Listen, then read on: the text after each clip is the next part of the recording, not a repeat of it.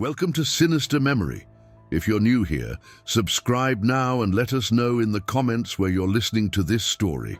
Let's get to today's story. The autumn of 1865 brought with it an unseasonable chill to the rolling hills of Rappahannock County, Virginia. Dr. Jeremiah Holbrook, the county's sole physician, had grown accustomed to the peculiarities that war's end had deposited upon his doorstep. Men returning with minds fractured by cannon fire, families torn asunder by loss, and communities struggling to rebuild from the ashes of conflict. Yet nothing in his 23 years of medical practice had prepared him for what he would encounter at the Wheeler homestead on that gray October morning. The initial summons had come through young Timothy Fletcher, a neighbor boy whose breathless arrival at Dr. Holbrook's residence spoke of urgency that transcended the typical ailments of rural Virginia. The child's account, fragmented and delivered between gasping breaths, painted a picture of something amiss at the Wheeler property, a family that had not been seen in the township for nearly 3 months, despite the harvest season demanding their presence at market. Dr. Holbrook's journal, discovered decades later in the basement of the old Rappahannock Medical College, provides the most detailed contemporary account of what transpired during those initial investigations. His meticulous handwriting, characteristic of a man trained in the precise documentation of human suffering, recorded observations that would later form the foundation of one of Virginia's most perplexing cases. The Wheeler property sat nestled within a natural depression some 4 miles southeast of the county seat, accessible only by a narrow dirt road that wound through dense stands of oak and hickory. The isolation that had once provided the family with peaceful solitude now seemed to emanate an oppressive quality that Dr. Holbrook noted immediately upon his approach. The very air appeared heavier, laden with an atmosphere that defied rational explanation, yet pressed upon the senses with undeniable weight.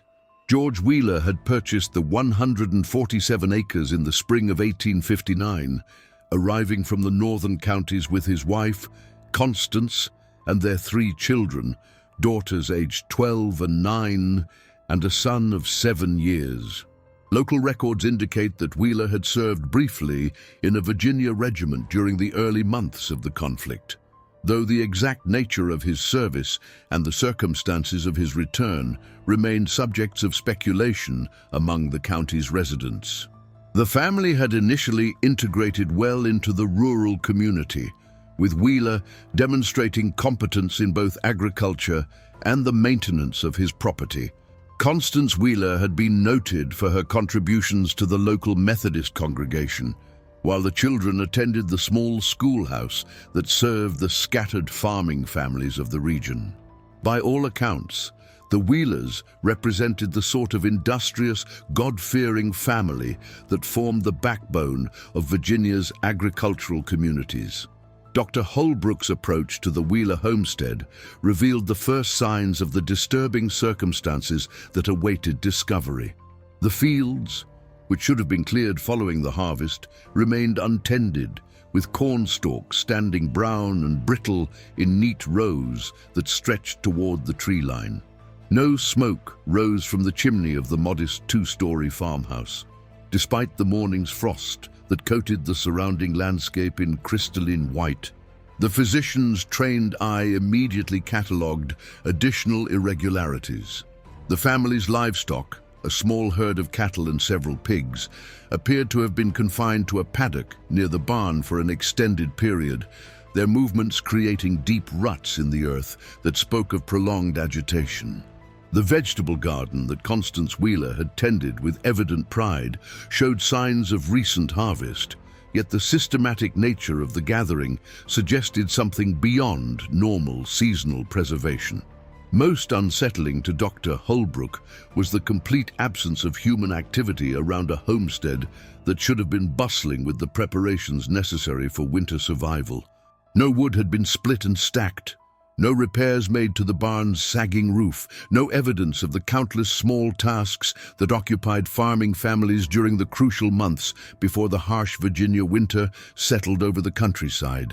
The physician's initial examination of the property's exterior revealed modifications that struck him as both recent and inexplicable. Heavy wooden shutters had been installed over every window of the main house, secured from the outside with iron hasps and padlocks that gleamed with the brightness of new metal. The front door, traditionally left unlocked in the trusting manner of rural communities, bore similar reinforcement, thick iron bands and a lock mechanism that appeared designed more for containment than protection. Dr. Holbrook's journal entries from that October morning capture the growing sense of unease that accompanied his methodical documentation of these anomalies. His medical training had taught him to observe without prejudice, to gather evidence before forming conclusions, yet the accumulated weight of his observations pointed towards circumstances that challenged both his professional experience and his fundamental understanding of human behavior.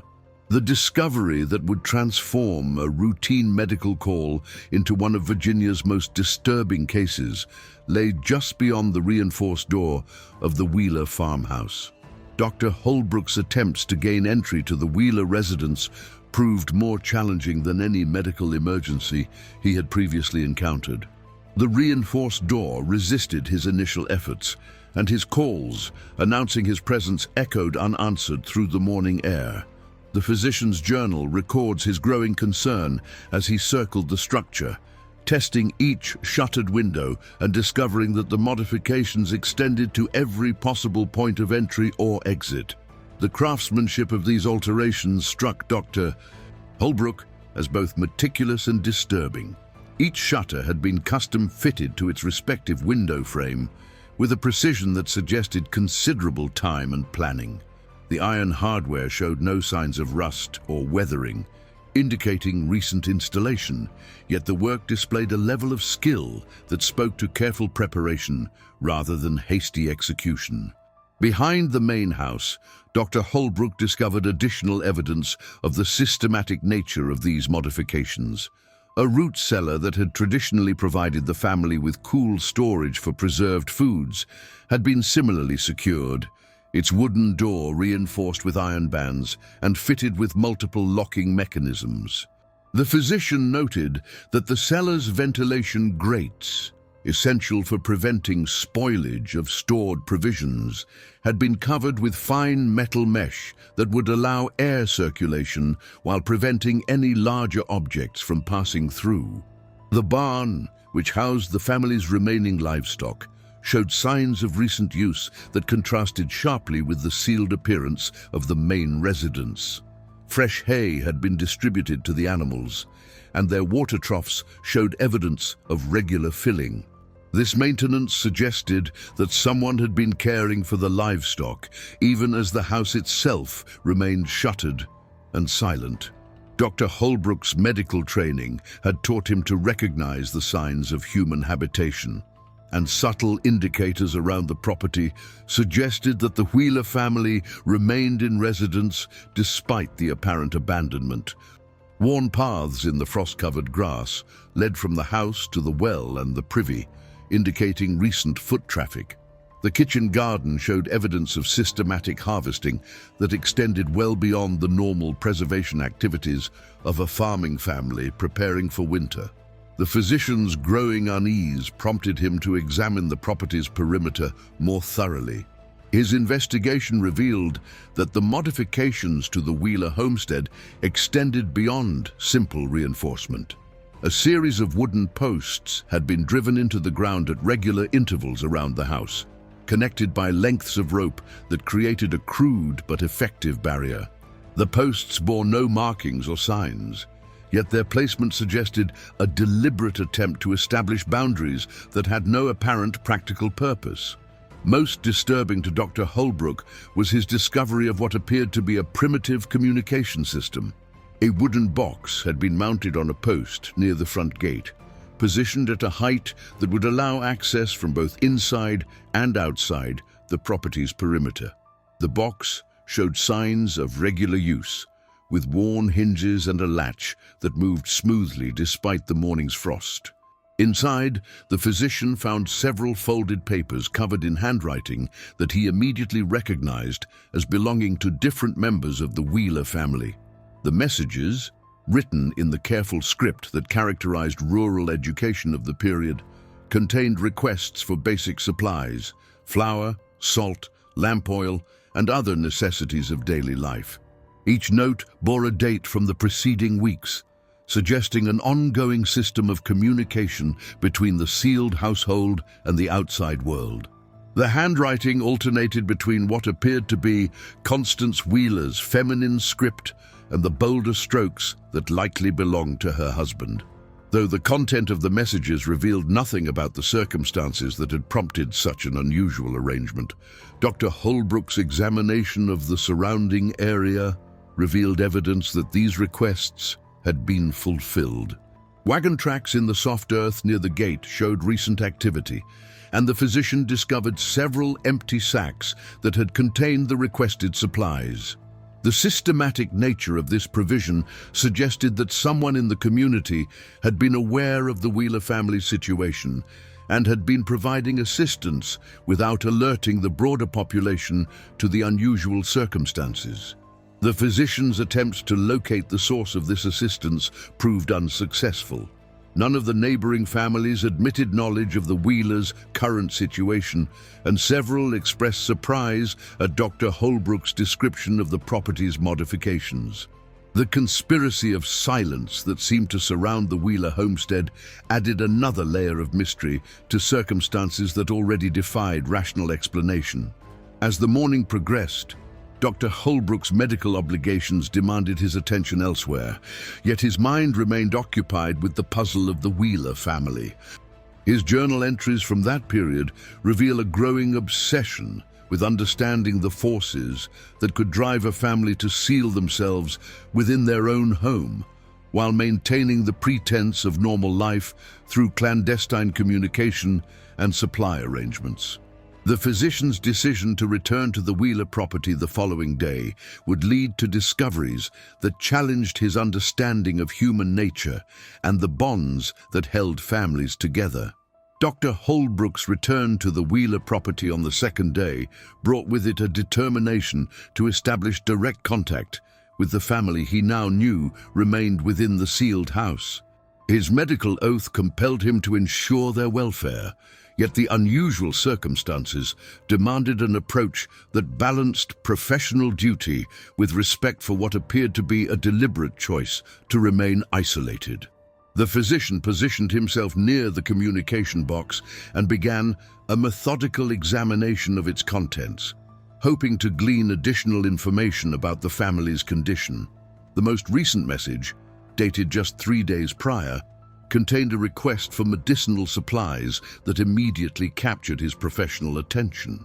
The list included laudanum, willow bark extract, and bandaging materials, items that suggested someone within the household required ongoing medical treatment. Dr. Holbrook's decision to respond through the established communication system marked the beginning of a correspondence that would provide crucial insights into the Wheeler family's circumstances. He composed a careful message identifying himself as the county physician and expressing his willingness to provide medical assistance. The note was placed in the box, along with a small quantity of the requested medicines, taken from the supplies he routinely carried during his rounds. The response came within hours, delivered through the same wooden box by means that Dr. Holbrook could not observe despite his careful surveillance of the property. The reply, written in Constance Wheeler's distinctive script, expressed gratitude for the medical supplies while firmly declining any offer of direct assistance. The message's tone struck the physician as both polite and desperate, suggesting circumstances that prevented normal medical consultation despite obvious need. Subsequent exchanges revealed the complex dynamics that governed life within the sealed Wheeler household. George Wheeler's handwriting appeared in messages that dealt with practical matters, requests for supplies, instructions for their delivery, and terse acknowledgements of Dr. Holbrook's continued offers of assistance. These communications displayed a methodical quality that suggested careful planning and control, yet they revealed nothing about the motivations behind the family's self-imposed isolation. The children's voices emerged gradually through the correspondence, their careful script appearing in messages that requested books, writing materials, and other items that spoke to their continued education despite their confinement. Dr. Holbrook noted that these requests always appeared alongside their parents' handwriting, suggesting supervision of their communications. The content of the children's messages revealed a disturbing acceptance of their circumstances that troubled the physician's understanding of normal family dynamics. Dr. Holbrook's medical training led him to analyze the correspondence for signs of distress or coercion. The handwriting showed no obvious signs of tremor or agitation, yet subtle variations in letter formation and spacing suggested underlying tension. Most concerning was the complete absence of any request for information about the outside world, no inquiries about neighbors, community events, or even basic news that would normally interest an isolated family. The physician's attempts to gather information about the Wheeler family's recent history proved frustrating. Local residents remembered George Wheeler's return from military service in the early months of 1863.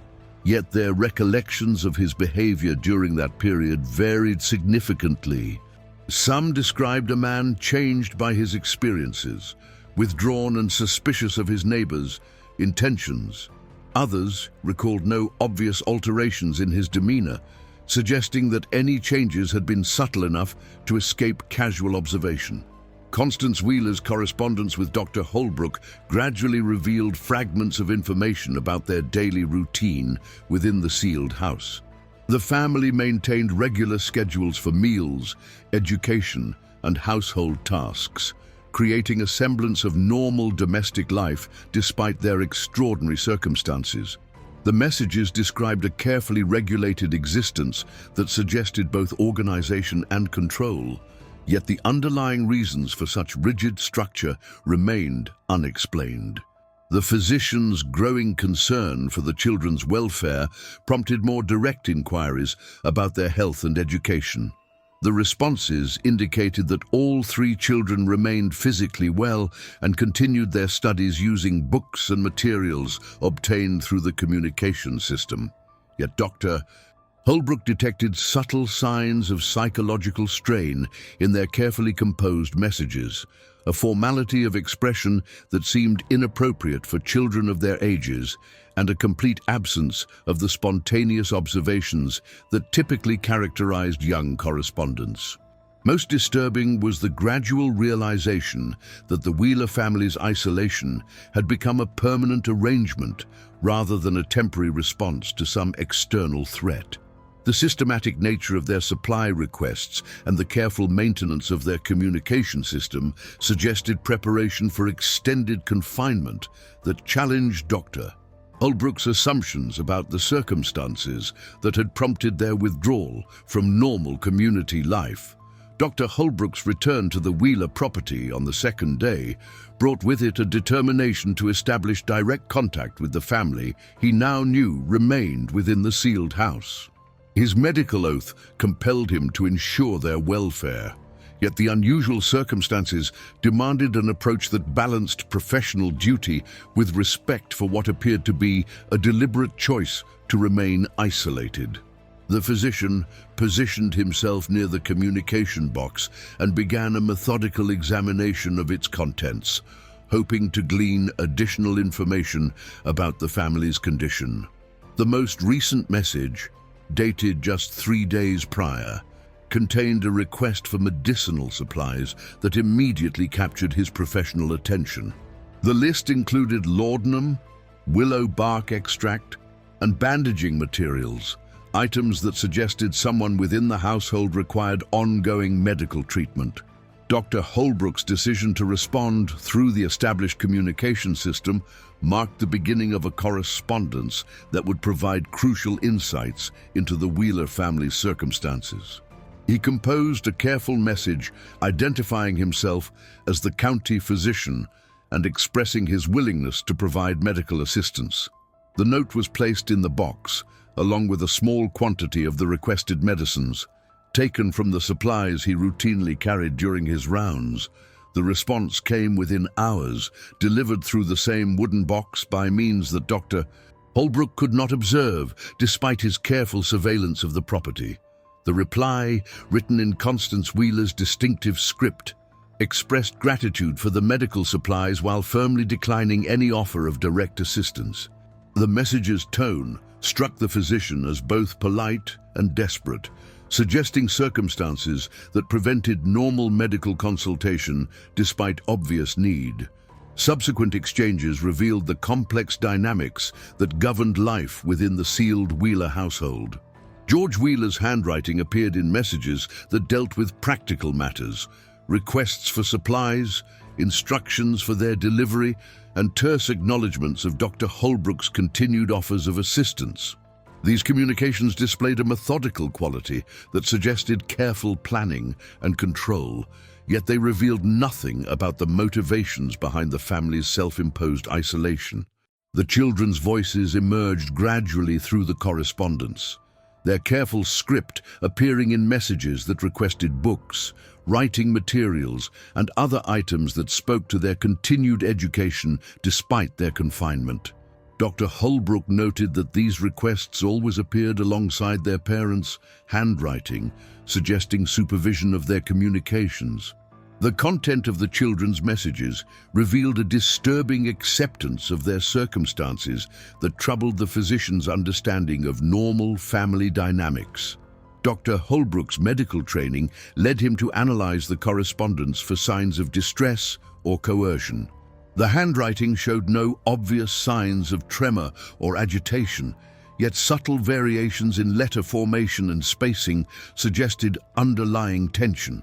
Most concerning was the complete absence of any request for information about the outside world, no inquiries about neighbors, community events, or even basic news that would normally interest an isolated family.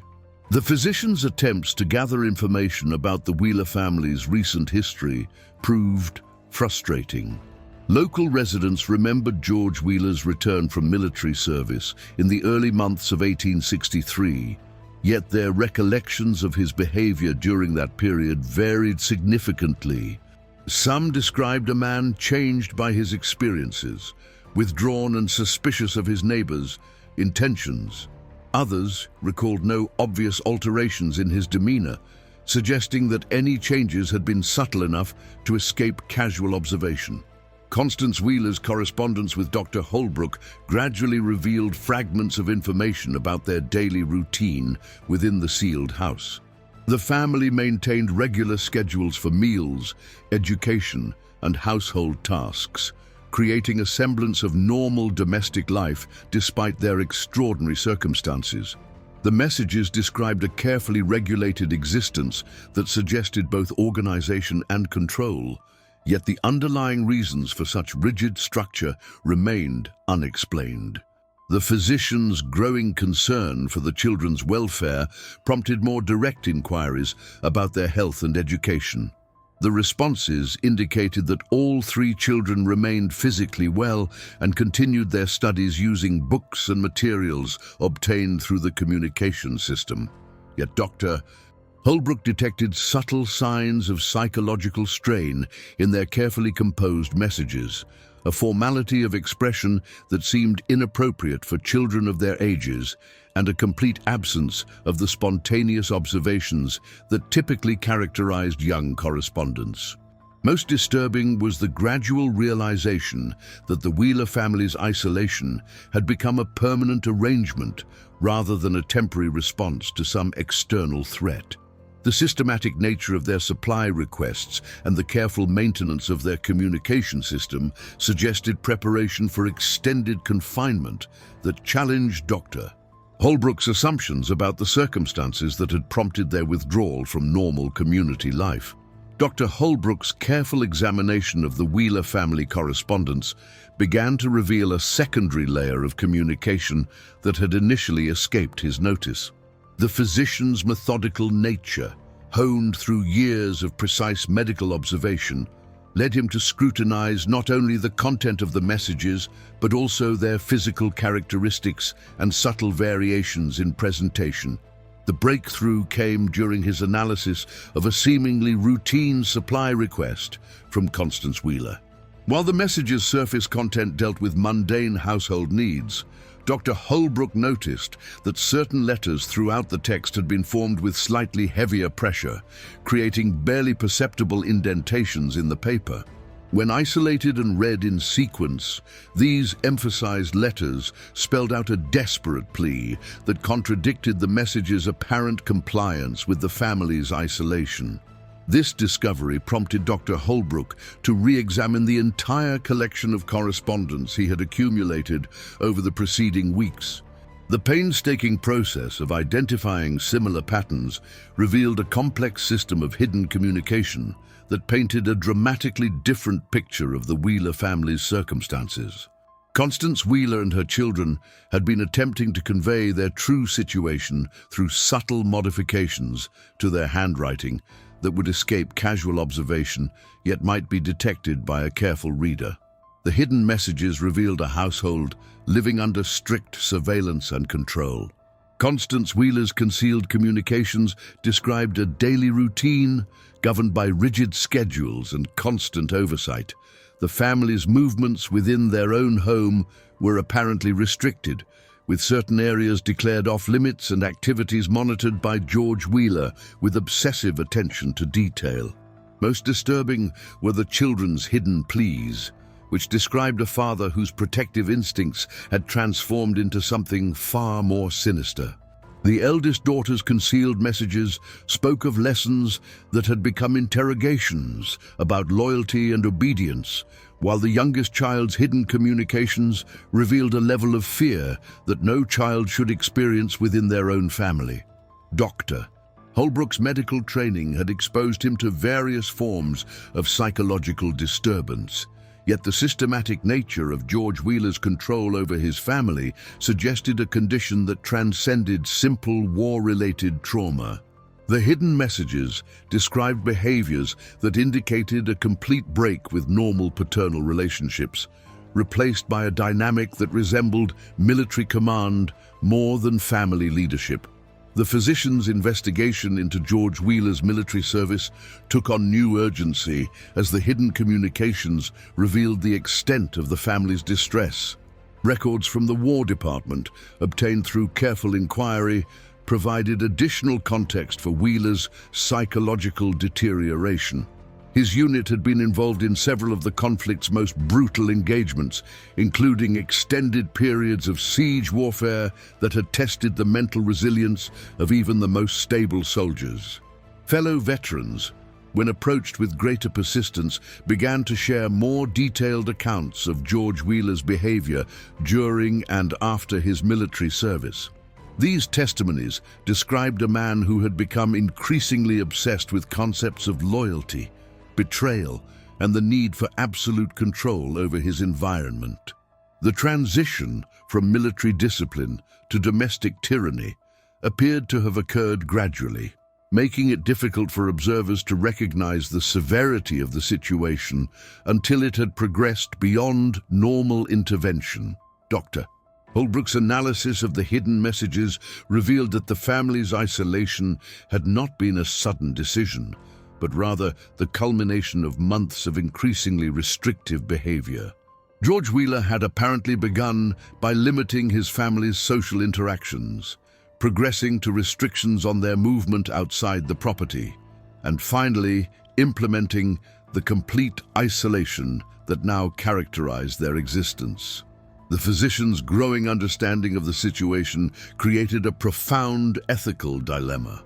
The hidden messages clearly indicated that Constance Wheeler and her children were being held against their will, Yet the legal framework of the period provided limited options for intervention in what appeared to be a domestic matter.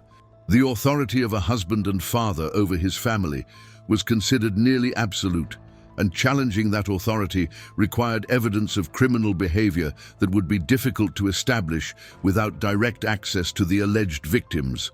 Dr. Holbrook's correspondence with legal authorities in the county seat revealed the complexity of addressing a situation where protective behavior had crossed the boundary into imprisonment. The sheriff's department expressed willingness to investigate. Yet the practical challenges of gaining access to the Wheeler property and assessing the family's condition presented significant obstacles. The physician's journal entries from this period reveal his growing sense of urgency as the hidden messages became increasingly desperate. Constance Wheeler's concealed communications began to reference physical symptoms that suggested deteriorating health among the family members, while the children's hidden pleas spoke of educational activities that had become forms of psychological conditioning designed to ensure their continued compliance with their father's increasingly irrational demands.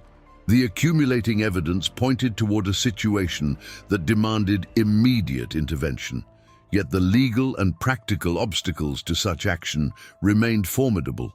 Sheriff Augustus Crane's arrival at the Wheeler property marked the beginning of an intervention that would test the boundaries of law enforcement authority in post-war Virginia. Dr.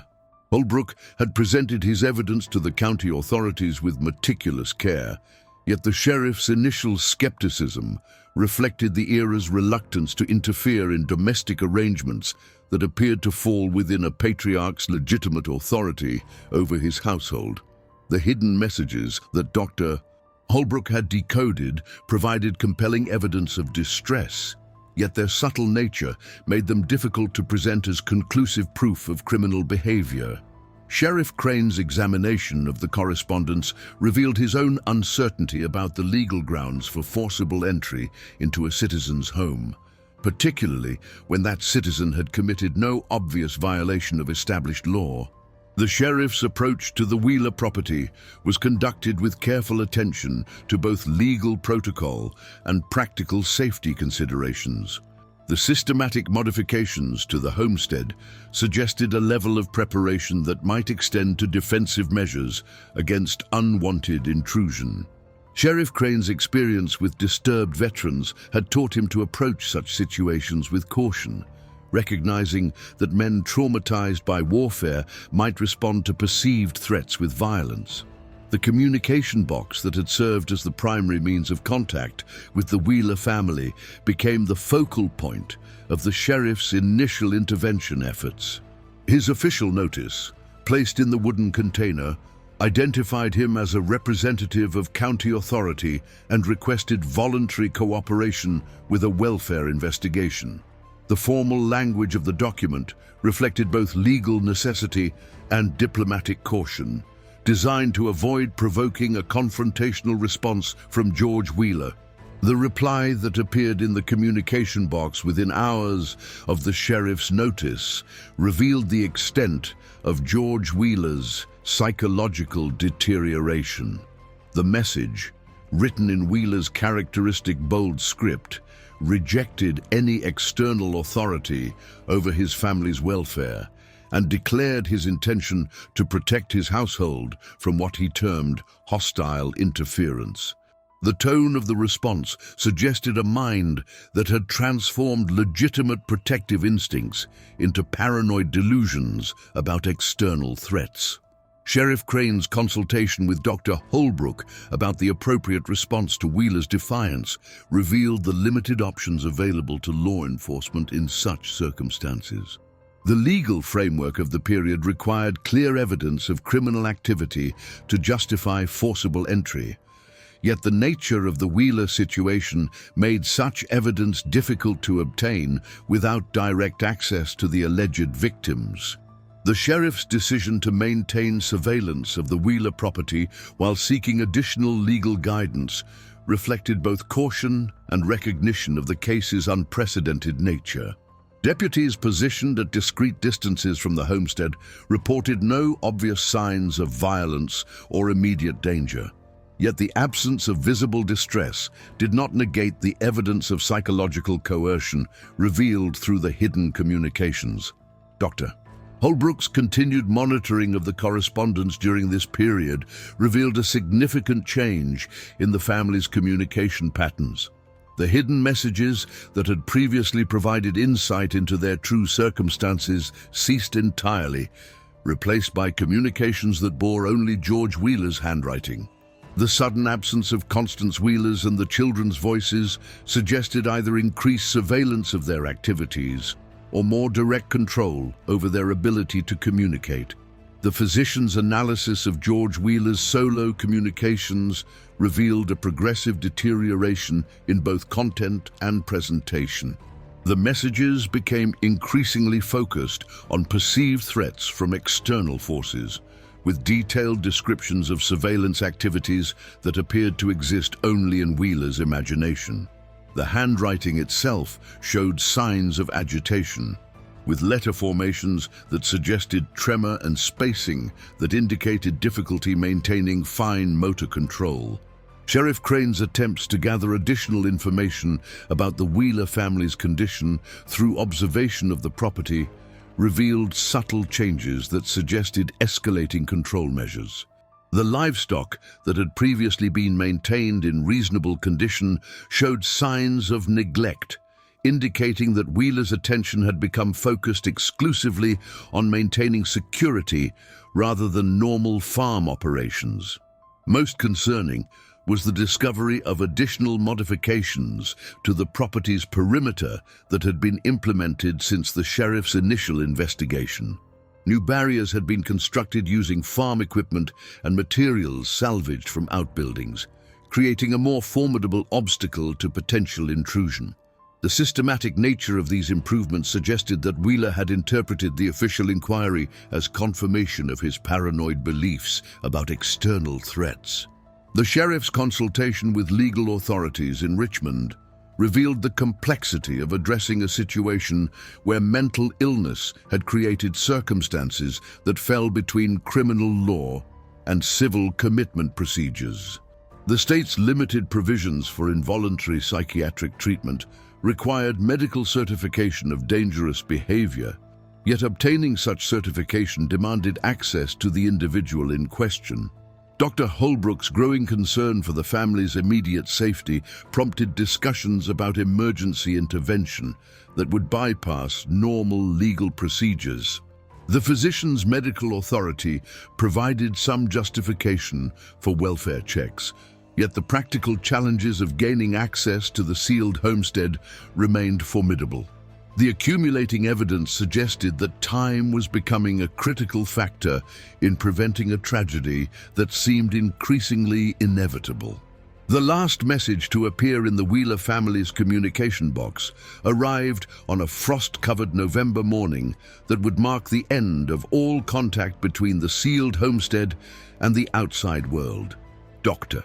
Holbrook discovered the note during his routine check of the wooden container, finding a single sheet of paper that bore handwriting he had never encountered in the months of correspondence that had preceded this final communication. The script belonged to the Wheeler family's eldest daughter, yet it differed markedly from the careful penmanship that had characterized her previous hidden messages. The letters trembled with obvious distress, and several words had been crossed out and rewritten, suggesting composition under extreme duress.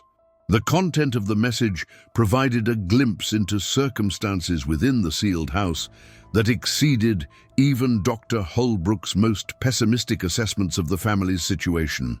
The daughter's account described a household that had descended into complete dysfunction as George Wheeler's paranoid delusions reached their ultimate expression.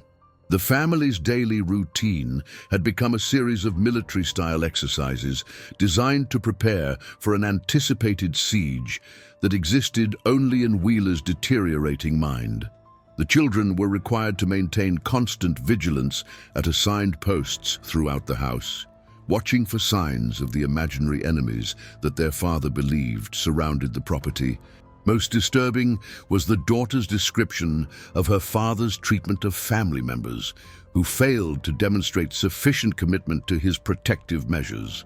Wheeler had apparently established a system of punishment that included confinement to the root cellar for extended periods, restriction of food rations, and psychological conditioning sessions that resembled military interrogation more than paternal discipline. The message revealed that Constance Wheeler's health had deteriorated significantly under the stress of prolonged confinement and psychological abuse. The daughter's account described symptoms that Dr. Holbrook recognized as indicators of severe malnutrition and possible nervous exhaustion. The family's medical supplies, obtained through the communication system, had been exhausted treating injuries that the daughter's careful wording suggested might not have been accidental. The final paragraphs of the message contained information that transformed Dr. Holbrook's concern into immediate alarm. George Wheeler had apparently begun to speak of a final test of his family's loyalty that would prove their worthiness to survive the imaginary siege he believed was imminent.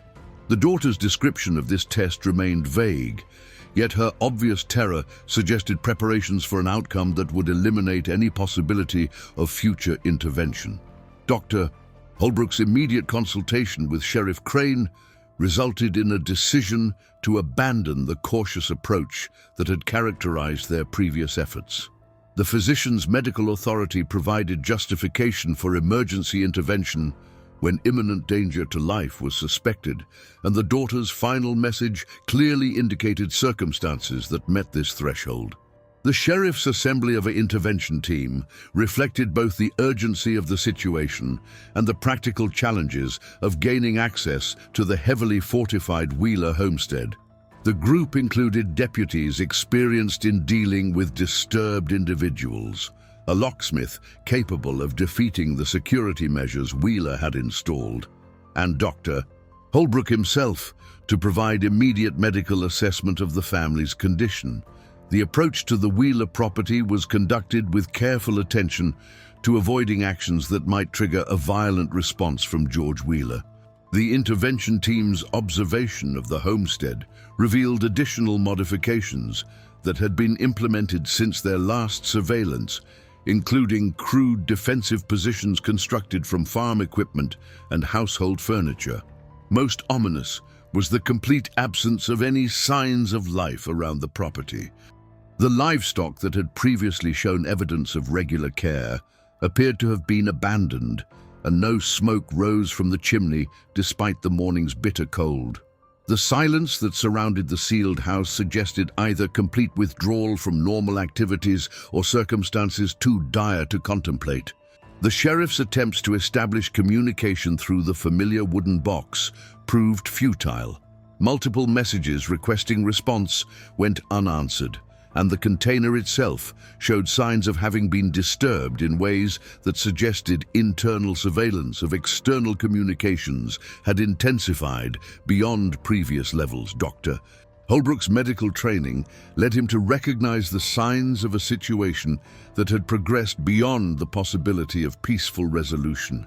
The evidence accumulated through months of careful observation pointed toward a family held captive by delusions that had transformed protective love into something indistinguishable from imprisonment and abuse. The intervention team's final preparations for forced entry reflected their understanding that they were likely too late to prevent tragedy. Yet their professional obligations demanded an attempt to rescue whatever remained of the Wheeler family from circumstances that had clearly exceeded the boundaries of survivable psychological trauma. The sealed house that had protected the family from imaginary enemies had become a tomb that threatened to claim victims of very real madness. The forced entry into the Wheeler homestead revealed a scene that would haunt Dr. Holbrook's memory for the remainder of his medical career. The locksmith's tools made quick work of the external security measures, yet the true barriers to understanding lay within the house itself, where months of isolation had created a reality that bore little resemblance to normal domestic life. The interior of the Wheeler home had been transformed into a fortress-like environment that reflected George Wheeler's complete descent into paranoid delusion. Furniture had been repositioned to create defensive barriers. Windows had been blocked with additional materials beyond the external shutters, and every room showed evidence of the military-style organization that had governed the family's final months of captivity. Dr. Holbrook's medical examination of the scene revealed the tragic culmination of circumstances that had begun with a father's desire to protect his family and ended with their systematic destruction. The intervention team discovered the Wheeler family in the main parlor, arranged in a tableau that suggested both careful planning and profound psychological disturbance.